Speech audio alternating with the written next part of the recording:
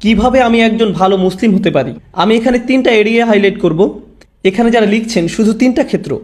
আপনি নিজেকে একটা বাস্তবসম্মত উপায়ে যেন বলতে পারেন আমি অন্তত এই 3টা জায়গাতে আগের চেয়ে ভালো এবং উন্নতি করেছি। প্রথমটা হলো ইবাদত। আমার প্রথম চিন্তাই হবে ইবাদত নিয়ে। আমার ফজর নামাজ কি আগের চেয়ে ভালো হচ্ছে? আমি কি অন্তত ঈশা আর ফজরটা সময় মতো সঠিকভাবে আদায় করতে পারছি? পুরুষদেরকে বলছি, আমি কি ফজরের জন্য উঠতে পারছি এবং মসজিদে যেতে পারছি? হয়তো এটা প্রতিদিন করতে পারছেন না, কিন্তু এটাকে একটা লক্ষ্য হিসাবে নির্ধারণ করুন। আপনাকে রাতে তাড়াতাড়ি শুয়ে পড়তে হবে। তরুণরা, আমি বলছি আপনি জীবনে কিছুই ঠিকমতো করতে পারবেন না যদি তাড়াতাড়ি না শুয়ে পড়েন। রাতে যে হুক্কা নিয়ে ওইসব উচ্চমার্গীয় কথাবার্তা আপনারা বলেন, সেগুলো এই উম্মাহকে কোনো কিছুতে সক্রিয় করবে না। আমি বলছি ওই সমস্ত গম্ভীর আলোচনা, ভালো ভালো কথা, তারপর আপনারা সকাল 10টায় ঘুম থেকে উঠে ফজর পড়ছেন। আপনার গত রাতের শর্মা আর হুক্কা নিয়ে বিশদ আলোচনা, এই উম্মাহ কি ওগুলোর কারণে জাগবে মনে করেন? ঠিক সময় ঘুমোতে যান, তাড়াতাড়ি উঠুন, ঠিক মতো ফজর পড়ুন, সকালে কোরআন পড়ুন। ইন্না কুরআন আল ফাজরি কানা মাশহুদা। নিয়ম করে ঠিকঠাক মতো কোরআন পড়ুন। আমরা দুনিয়া বদলানোর কথা বলি, কিন্তু আমরা একটা দিনের কার্যক্রমও বদলাতে পারি না। আপনি যদি আপনার দিন বদলাতে পারেন তাহলে আপনার বছরও বদলাতে পারবেন, আপনার জীবনও বদলাতে পারবেন। আপনাকে আপনার দিন দিয়েই শুরু করতে হবে। ইবাদত অর্থে আপনার সকালটাকে ফলপ্রসূ করতে হবে। ইবাদতের একটা অংশ হলো, আমি বিশেষ করে এখানে তাদের অন্তর্ভুক্ত করব যাদের দূরদর্শিতা আছে। আপনার দূরদর্শিতা, আপনার অনুপ্রেরণা আসবে কোরআনের মাধ্যমে। কোরআন আপনার হৃদয়ে থাকতে হবে। যতটুকু সম্ভব কোরআন মুখস্থ করার প্রজেক্ট শুরু করতে হবে আপনাকে। একেবারে যতটুকু পারেন, যত কমই হোক না কেন। আপনি যদি বেশি করে করতে পারেন তাহলে বেশি করেন, কিন্তু প্রতিদিন ফজরের সময় একটু কোরআন তেলাওয়াত, একটু মুখস্থ করা, এটাই আপনার দিনকে ভালোভাবে শুরু করবে। আর আমি আপনাকে গ্যারান্টি দিতে পারি, আপনি যদি এরকম করেন, শুধু সপ্তাহে একবার করে দেখেন, পার্থক্যটা আপনি দিনের বাকি সময় ধরে বুঝতে পারবেন। আপনি লক্ষ্য করবেন যে ওই দিনটাতে অনেক বেশি বারাকা আছে, আপনি অনেক বেশি কিছু শেষ করতে পারছেন, আপনার চারপাশে দরজা খুলে যাচ্ছে, অনেক সুযোগ তৈরি হচ্ছে, আপনার মন পরিষ্কার আর অনেক সৃষ্টিশীল আইডিয়া আসছে। আপনি দেখবেন আল্লাহ আপনাকে ওইসব কল্যাণ দিচ্ছেন এবং দরজা খুলে দিচ্ছেন যেগুলো আগে বন্ধ ছিল। কাজেই প্রথমটা, কতগুলো এরিয়া আমি যেন বলেছি? 3টা এরিয়া। প্রথমটা হলো ইবাদত। এটাই প্রথম এরিয়া যেটাতে আমি আরো ভালো করতে যাচ্ছি। দ্বিতীয় এরিয়া, যেটার জন্য সত্যি আপনাকে ভালোভাবে খাটতে হবে, এটার ব্যাপারে মাথা ব্যথা থাকতে হবে, সেটা হলো শিক্ষা, জ্ঞান। কিভাবে আমি এই এরিয়াতে আমার জ্ঞান বাড়াবো? আমি জ্ঞানকে ইবাদত থেকে আলাদা করে দেখি, কারণ কিছু কিছু মানুষ জ্ঞান অর্জনের উপর এত বেশি ফোকাস করে যে তাদের ইবাদতের অবস্থা হয় খুবই শোচনীয়। তারা ইবাদত করে না, তাদের ধারণা তাদের জ্ঞান ইবাদতের শূন্যস্থান পূরণ করে দিবে। তারা অনেক তাফসির পড়ে, অনেক তাজউইদ জানে, কিন্তু তারা এমনকি তাদের সালাতেও কোনো মনোযোগই দেয় না। তাহলে সেই জ্ঞান আছে কিসের জন্য? আমি অগ্রাধিকার ভিত্তিতে এগুলো উল্লেখ করেছি। প্রথমটা ইবাদত, দ্বিতীয়টা জ্ঞান। আমি বলছি না যে আপনারা আলেম হন এবং শরীয়তের উপরে ডিগ্রি নিন। যারা করছেন তাদেরকে অভিনন্দন জানাই। আমি এখানে সবার কথা বলছি। এখানে সবাই মুফতি বা আলেম নাও হতে পারেন, কিন্তু আপনাকে শিক্ষিত মুসলিম হতে হবে। আপনার ইসলামের উপর অন্তত প্রাথমিক পর্যায়ের বিদ্যা থাকতে হবে। আমি এখানে সবার কথা বলছি। তাই আপনার জন্য আমার পরামর্শ হলো, বছরের শেষ বা আগামী বছরের মধ্যে আপনি কিছু অন্তত পড়েন। আপনি সিরাহ পড়ুন, নবী মুহাম্মদ সাল্লাল্লাহু আলাইহি সাল্লামের জীবনী একবার। আর আপনার প্রতি বছরই এটা করা উচিত। আসলে আপনার আলাদা আলাদা জায়গা থেকে পড়া উচিত। প্রতি বছর সিরাতের উপর আপনার পড়াশোনা করা উচিত। সত্যি সত্যিই পড়ুন। আমাকে জিজ্ঞেস করবেন না সিরাতের উপর কোন বই পড়বেন, সবই পড়ুন। একবার এক একটা পড়ুন। একটা নিয়ে পড়া শুরু করুন 1 বছর, তারপর আরেকটা সিরাত নিন পরের বছর, আবার আরেকটা সিরাত নিন পরের বছর, আবার আরেকটা। কারণ এটা হলো ওই মানুষটার জীবনী যা আমাদের জীবনের দর্শন, আমাদের অনুপ্রেরণা। আর আপনার প্রতি বছরই এটা করা উচিত। আপনাকে এগুলো বারবার পড়তে হবে। এটা আপনার শিক্ষার অংশ। এটা আপনাকে চিন্তা ভাবনা করার এবং সেটা আপনার জীবনে প্রতিফলিত করার সুযোগ করে দিবে, দরজা খুলে দিবে। সিরাত পড়লে এর মধ্যেই পাবেন কিছু সহজলভ্য এবং অসাধারণ রিসোর্স। আমার মনে হয় না এগুলো খুঁজে পেতে আপনার কষ্ট হবে ইনশাআল্লাহ। একই সাথে আপনার কিছু বাস্তবিক অর্জন থাকতে হবে। একই বছর আপনাকে প্রকৃত অর্থেই কোরআন থেকে কিছু অর্জন করতে হবে। আমি এখনো জ্ঞানের এরিয়ার ভিতরে আছি। প্রথম এরিয়া হলো ইবাদত, আর দ্বিতীয়টা হলো জ্ঞান বা শিক্ষা। এই এরিয়াতেই আপনাকে কোরআন থেকে কিছু প্রকৃত মুনাফার ক্ষেত্র তৈরি করতে হবে। ধরুন এই বছর আপনি ঠিক করলেন আপনি সূরা কাহফ মুখস্থ করবেন, কাজে এটা একটা লক্ষ্য স্থির করুন। এটা একটা লক্ষ্য স্থির করুন, এই বছর আমি সূরা কাহফ মুখস্থ করব।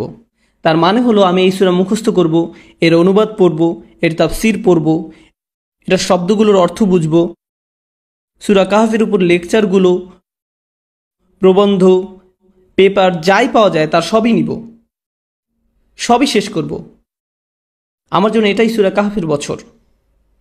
পরের বছর হতে পারে সূরা আর রহমানের বছর, তার পরের বছর সূরা বাকারার বছর, কয়েকটা সূরা হতে পারে একই বছরে, কিন্তু প্রতি বছরই আপনি কোরআনের মধ্যে থেকে কিছু না কিছু লাভ করুন, এটা বাস্তব। এটা বলবেন না আমি কোরআন পড়েছি, এটা করবেন না যে কোনো একটা প্যাসেজ নিয়ে পড়া শুরু করলেন। একটা সূরা বা কয়েকটা সূরা নিন, সেগুলোতে ফোকাস করুন। মুসলিম যুবকদের জন্য আমার সবচেয়ে বড় সমালোচনা হলো যে তারা ফোকাস করে না, একটা বিষয়ের উপর ফোকাস করেন, এটা ভালোভাবে বুঝেন। পরে যখন আপনি দেখবেন, আপনি বলবেন আলহামদুলিল্লাহ, এই বছর আমি আরো একটা সূরা মুখস্থ করেছি, আরো 2টা সূরা মুখস্থ করেছি, আরো 3টা সূরা মুখস্থ করেছি। আর যখন আপনি কোনো একটা সূরা পড়েন, শুধু এটার অর্থ মুখস্থ করবেন না। কোনো ছাত্র আমাকে এসে জিজ্ঞেস করে, আপনার ধারণা কোনটা বেশি গুরুত্বপূর্ণ, কোরআন বোঝা নাকি মুখস্থ করা? আমি বলি, কিভাবে আপনি ভাবেন যে এই দুটো আলাদা? কেন এরকম মনে করেন? আপনি জানেন কেন আমরা কোরআন মুখস্থ করি? যেন আমরা বারবার সেটা বলি। আর যখন আপনি কিছু বারবার বলতে থাকেন, তখন সেটা নিয়ে আরো বেশি চিন্তা করার এবং সেটা আপনার কাজে প্রতিফলিত করার ব্যবস্থা করে দেন আল্লাহ। যখন আপনি কোনো কিছু 10 বার বলতে থাকেন, তখন আপনি এমন কিছু লক্ষ্য করেন যা আপনি 9 বার বলার সময় করেননি। আল্লাহ আরো অনেক দরজা খুলে দেন। আল্লাহে কোরআনের জন্য এটা খুবই সত্য। যত বেশি আপনি পড়বেন তত বেশি বুঝবেন, আর যত কম পড়বেন তত কম বুঝবেন। এটা অন্য কোনো বইয়ের মতো না। কোরআন বোঝার ভিত্তি হলো কোরআন মুখস্থ করা। আল্লাহ আরো অনেক দরজা খুলে দেন। আল্লাহে কোরআনের জন্য এটা খুবই সত্য। কাজেই যে সূরা আপনি পড়তে ও বুঝতে চাচ্ছেন, ভালো হয় সেটা মুখস্থ করে ফেললে। এই দুটো সবার আগে। তো আমি সিরাত নিয়ে বললাম আর কোরআন নিয়ে বললাম। এবার ইলেকটিভ বা নির্বাচক। ধরেন এটা আপনাদের জন্য এই বছরের ইসলামিক সেমিস্টার। এই সেমিস্টারে ঐচ্ছিক কাজে যুক্ত করেন। অন্তত 3 থেকে 4টা দোয়া আপনি পড়লেন, মুখস্থ করলেন, আর সেগুলো আপনার দিনের একটা অংশ হয়ে গেল। নবী সাল্লাল্লাহু আলাইহি সাল্লামের কিছু দোয়া মুখস্থ করা, এটা এক সময় আপনার দিনেরই অংশ হয়ে যাবে। এখন আমি জ্ঞানের সাথে সেটার চর্চাও সংযুক্ত করেছি। এ ধরনের জিনিসগুলো আপনি যুক্ত করে নিতে পারেন। আসলে এই 3টা এরিয়া যে আমি বলছি, আমি অন্যগুলো কিন্তু উল্লেখও করিনি। আমি জানি ফিকহ, আকীদা, তাফসীর এগুলো জ্ঞানের অংশ, কিন্তু আমি শুধু 3টা এরিয়ার কথা বলেছি ইচ্ছা করেই। কারণ এই 3টা জিনিসই সরাসরি আপনাকে ভালো মুসলিম করে তুলবে। সাথে সাথে এগুলোর একটা কার্যকরী প্রভাব আপনার উপর পড়বে। আপনার সালাত আগের চেয়ে আরো বেশি ভালো হবে, কারণ আপনি যে কোরআন পড়ছেন সেটা আপনি এখন বুঝেন। নবী সাল্লাল্লাহু আলাইহি সাল্লামের জন্য আপনার ভালোবাসা বাড়ছে, কারণ আপনি তার জীবনী প্রতি বছর পড়ছেন। কাজেই যতবার আপনি সালাওয়াত পড়বেন, এটা আরো আন্তরিক হবে। এই সালাওয়াত আপনি আরো গভীরভাবে অনুভব করবেন। দুয়ার জ্ঞান আপনাকে আল্লাহর আরো কাছে নিয়ে আসছে, কারণ এখন আপনি জানেন আপনি তার কাছে কি চাচ্ছেন। এটাই হলো জ্ঞান। তো প্রথমটা ছিল ইবাদত, আর দ্বিতীয়টা হলো জ্ঞান। আশা করি আপনারা দেখেছেন কিভাবে আমি এই দুটোকে একীভূত করলাম। যদিও আমি প্রত্যেকটাকে আলাদা রেখেছি, একটা অন্যটাকে সাহায্য করেছে। আপনার জ্ঞান যদি আপনার ইবাদতকে সাহায্য না করে, আমি জানি না সেটা আসলে সত্যিকারের জ্ঞান কিনা। আমি জানি না দিনের ব্যাপারে এটা আসলে সত্যিকারের জ্ঞান কিনা। এরপর আছে তৃতীয় এরিয়া, এটা হলো সার্ভিস বা সেবা। ওইখানে আপনাকে বুঝতে হবে, কিছু সময় ঠিক করে নিতে হবে। সপ্তাহে 1 দিন, হয়তো সাপ্তাহিক ছুটির দিন, কিংবা মাসে 1 বার আপনাকে কিছু সেবামূলক কাজ করতে হবে। মানে মানুষকে সাহায্য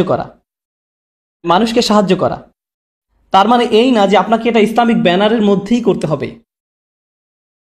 আপনি যদি স্বেচ্ছাসেবা দিতে চান, মানবতার জন্য কিছু করতে চান, এটা দেখতে খুবই ভালো লাগবে যে একজন মানুষকে আপনি সাহায্য করছেন। খুবই ভালো লাগবে। আমাদের সবকিছু নিজেদের ব্যানারেই করতে হবে এমন কোনো কথা নেই। মহৎ উদ্দেশ্যেই ভালো কাজই, সেটা খ্রিস্টানরাই করুক, ইহুদিরাই করুক, আর গেটস ফাউন্ডেশনই করুক, সেটা কোনো ব্যাপার না। যদি উদ্দেশ্য ভালো থাকে, আপনি সেটাই অংশ নিতে পারেন। আসলে ব্যক্তিগতভাবে আমি মুসলিমদেরকে পরামর্শ দেই সেসব ভালো কাজে অংশ নিতে যেগুলো অমুসলিমদের দ্বারা পরিচালিত হয়, যেন তারা দেখে যে মুসলিমরাও এসব ব্যাপারে কেয়ার করে এবং এর মাধ্যমে তারাও সুযোগ পাবে ইসলামের ব্যাপারে প্রশ্ন করতে।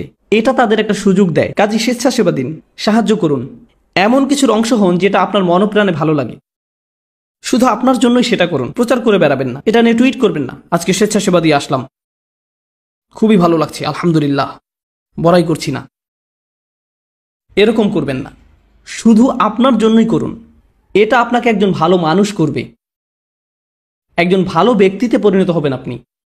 আর বাবা মায়েরা আপনাদের যাদের বাচ্চা আছে, বিশেষত টিন এজ ছেলে মেয়ে, আপনি যদি তাদেরকে এই ধরনের কাজে উৎসাহ দিতে পারেন, কাউকে সাহায্য করার কোনো বিষয়ে জড়িত হওয়া আসলে টিনেজ বাচ্চাদের জন্য খুবই গুরুত্বপূর্ণ। এটা তাদের মানসিক পরিপক্কতা তৈরি হওয়ার একটা অংশ। কারণ টিনেজ তরুণরা শুধু মুসলিম তরুণরাই না, সাধারণভাবে সব তরুণরাই আত্মনিমগ্ন থাকে। তাদের দুনিয়াটা তাদের নিয়ে।